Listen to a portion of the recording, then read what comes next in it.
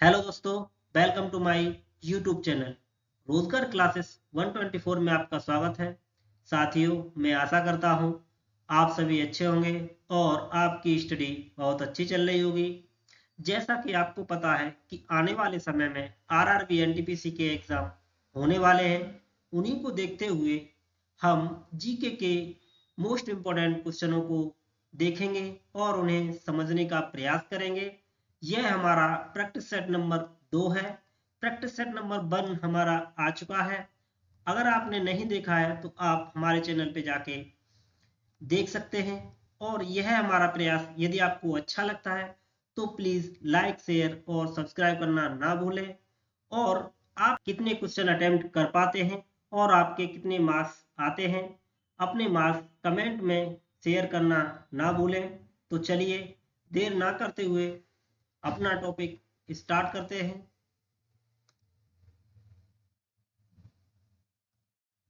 पहला प्रश्न है, विश्व का सबसे लंबा लिखित संविधान किस देश का है? ऑप्शन दिए हैं, ए इंग्लैंड, बी फ्रांस, या ऑप्शन सी भारत, या ऑप्शन डी अमेरिका। आप वीडियो को पॉज करके इस क्वेश्चन का आंसर दे सकते हैं। तो इसका सही आंसर हो जाएगा ऑप्शन सी भारत। भारत का सबसे लंबा लिखित संविधान है जिसमें 22 भाग 395 आर्टिकल यानी अनुच्छेद और 12 शेड्यूल यानी अनुसूचियां हैं। तो इसका सही आंसर हो जाएगा ऑप्शन सी। और यदि पूछे कि विश्व का सबसे छोटा या दे दे छोटा, तो लिखित संविधान किस देश का हो जाएगा? अमेरिका का। तो इसका सही आंसर है विश्व का सबसे लंबा लिखित संविधान ऑप्शन सी भारत। आइए अगला प्रश्न देखते हैं। और क्वेश्चन है, 1861 में भारतीय पुरातत्व सर्वेक्षण की स्थापना किसके द्वारा की गई थी, यानी डैश के द्वारा की गई थी? ऑप्शन है, A Alexander Cunningham, B Girish Kumar, C Jayanti Patnaik, या डी सौरभ कुमार। तो इसका सही आंसर हो जाएगा ऑप्शन ए अलेक्जेंडर कनिंघम के द्वारा। अलेक्जेंडर कनिंघम के द्वारा 1861 में भारतीय पुरातत्व सर्वेक्षण की स्थापना की गई थी। तो इसका सही आंसर हो जाएगा ऑप्शन ए। आइए अगला प्रश्न देख लेते हैं।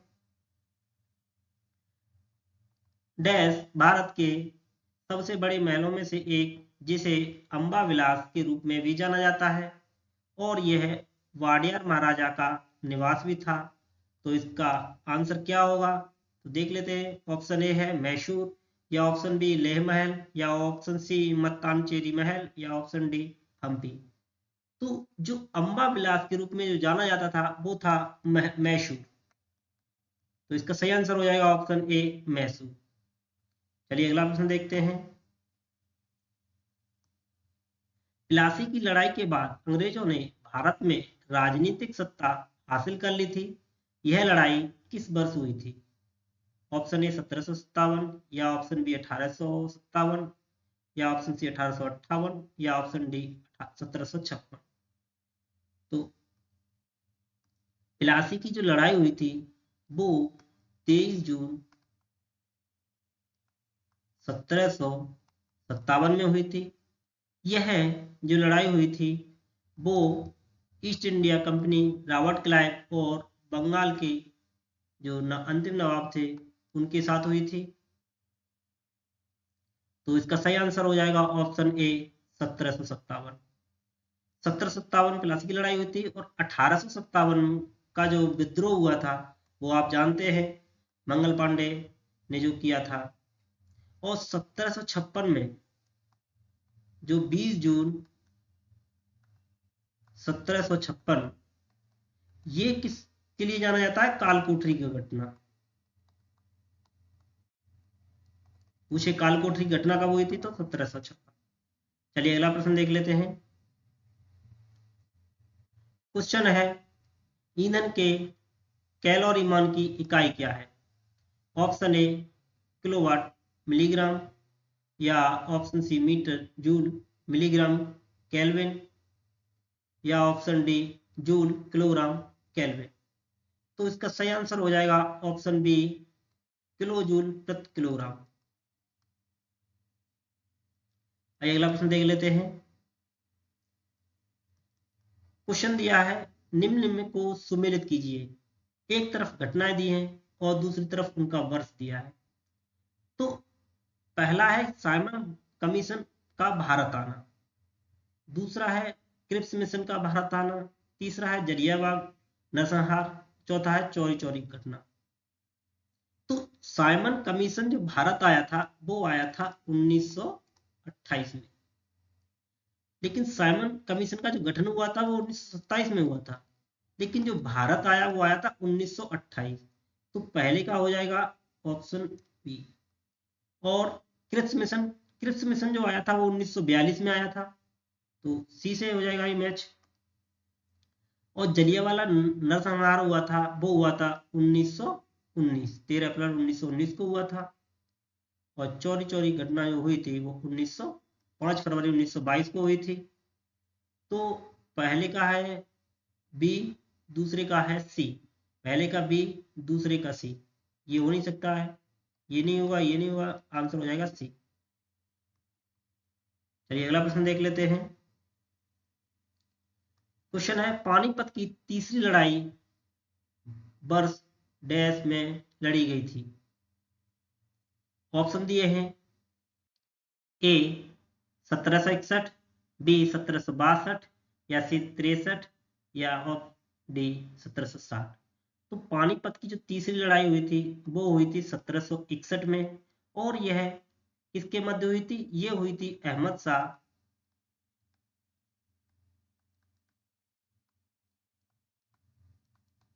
अब्दाली और मराठाओं के बीच। और मराठाओं का जो सेनापति था वो था सदाशिव भाव।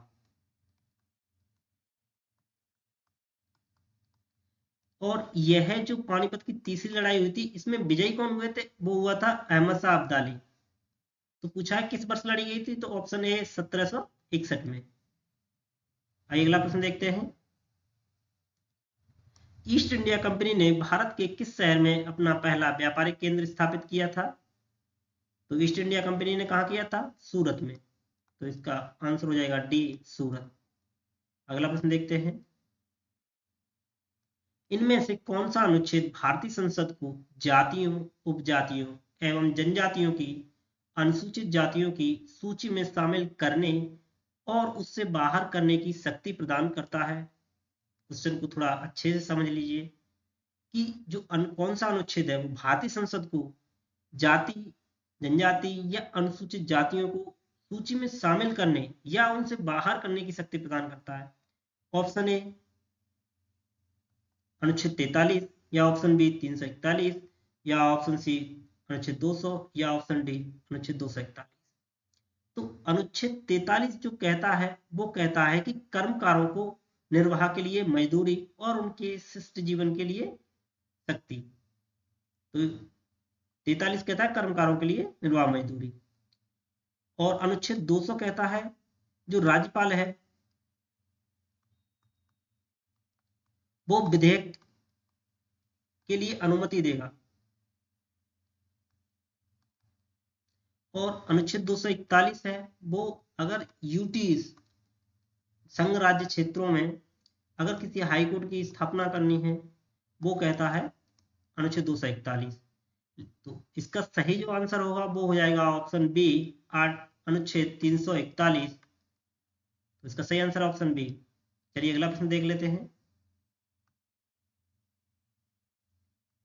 एक समतल दर्पण द्वारा बनाई गई छवि हमेशा होती है। तो ए है असली और सीधी, आभासी और सीधी, या असली और उल्टी, या आभासी और उल्टी। तो जो समतल दर्पण से जो छवि बनाई जाती है वो बनाई जाती है हमेशा आभासी और सीधी, आपने देखा होगा। चलिए अगला प्रश्न देखते हैं। पुर्तगालियों द्वारा गोवा पर कब्जा कब किया गया था? ऑप्शन ए 1605 एडी, या ऑप्शन बी 1590 एडी, या ऑप्शन सी 1510 एडी, या ऑप्शन डी 1485 एडी। तो पुर्तगालियों ने जो गोवा पर कब्जा किया था वो किया था 1510 एडी में। तो इसका सही आंसर हो जाएगा ऑप्शन सी 1510 एडी। अगला प्रश्न देखते हैं। निम्नलिखित में से किसने स्वतंत्रता आंदोलन के एक अंश के रूप में चटगांव शस्त्रागार छापा में भाग लिया? ए गणेश जोशी, या बी कल्पना चावला, या सी अनंता वाडेदार, या डी प्रीतिलता वाडेदार। तो जो इसका सही आंसर हो जाएगा वो हो जाएगा ऑप्शन डी प्रीतिलता वाडेदार। चलिए अगला प्रश्न देख लेते हैं। सिंधु घाटी सभ्यता के किस शहर का अर्थ मृतकों का टीला है? तो ऐसा कौन सा शहर है जिसे हम मृतकों का टीला भी बोलते हैं? ऑप्शन ए मेसोपोटामिया, ये तो मिस्र की सभ्यता थी। ऑप्शन बी मोहनजोदाड़ो, या ऑप्शन सी बालाकोट, या ऑप्शन डी हड़प्पा। तो इसका सही आंसर हो जाएगा ऑप्शन बी मोहनजोदाड़ो। मोहनजोदाड़ो को मृतकों का टीला भी बोलते हैं। और हड़प्पा की जो खोज की थी वो की थी दयाराम साहनी ने। यह किस नदी के किनारे है? रावी नदी के किनारे है। मोहनजोदाड़ो सिंधु नदी के किनारे है, जिसकी खोज की थी राखला दास बनर्जी ने।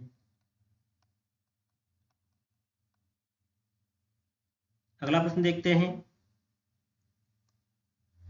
World book and copyright day कब मनाया जाता है? ऑप्शन ए 19 जनवरी, ऑप्शन बी 27 अप्रैल, या ऑप्शन सी 23 अप्रैल, या ऑप्शन डी 23 मई। तो जो world book and copyright day है वो मनाया जाता है ऑप्शन सी 23 अप्रैल को। दिवसों से भी क्वेश्चन पूछे जाते हैं तो आप प्रयास करें उन्हें याद करने का। चलिए अगला प्रश्न देख लेते हैं। राष्ट्रीय प्रौद्योगिकी दिवस प्रतिवर्ष डैश की स्मृति में मनाया जाता है? ये पूछा गया है कि राष्ट्रीय प्रौद्योगिकी दिवस किसकी स्मृति में मनाया जाता है। कब मनाया जाता है वो अलग बात है, तो किसकी स्मृति में मनाया जाता है? ऑप्शन ए पोखरण सेकंड, या option B operation blue star, या ऑप्शन सी मेघदूत, या ऑप्शन डी मंगलयान। तो जो राष्ट्रीय प्रौद्योगिकी दिवस मनाया जाता है वो मनाया जाता है 11 मई को। और ये क्यों मनाया जाता है? क्योंकि 11 मई 1998 में पोखरण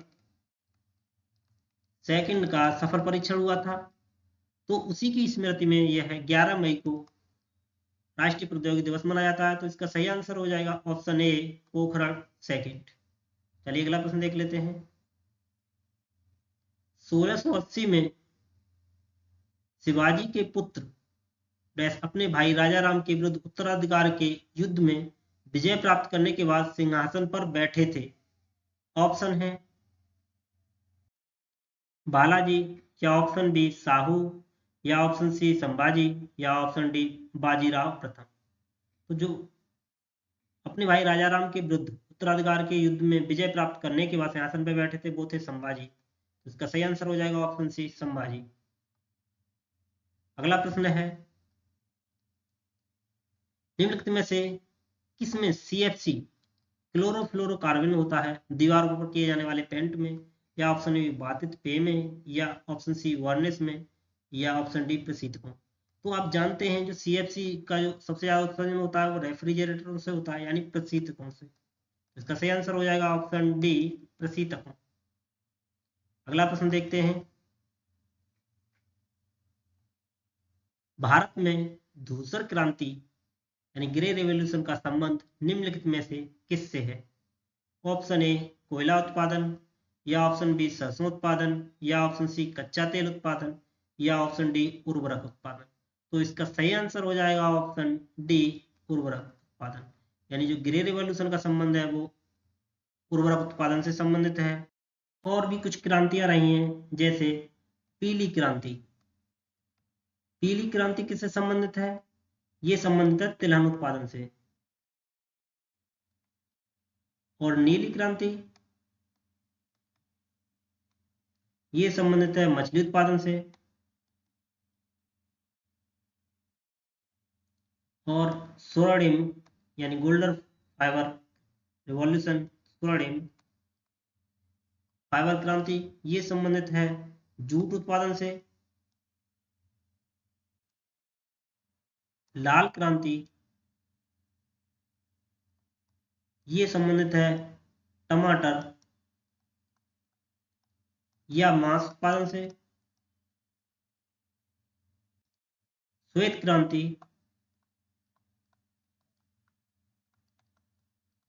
ये संबंधित है दूध उत्पादन से, जिसे हम ऑपरेशन फ्लड भी बोलते हैं।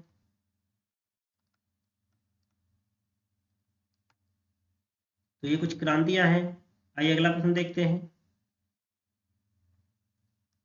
अनुच्छेद 279 ए में इनमें से किस संवैधानिक निकाय से संबंधित है? यानी जो अनुच्छेद 279 है वो किससे संबंधित है?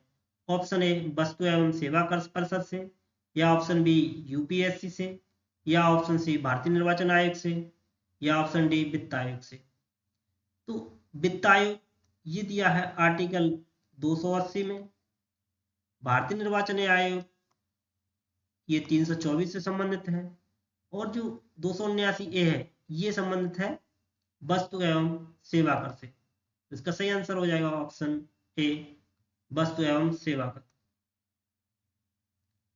यह प्रश्न आपके लिए HW में है, आप यह बताना कि इसका सही आंसर क्या होगा। तो यह वीडियो यहीं समाप्त होता है, और यदि हमारा प्रयास आपको अच्छा लगे तो please like share and subscribe करना ना भूलें। तो यह वीडियो यहीं समाप्त होता है। Thanks for watching.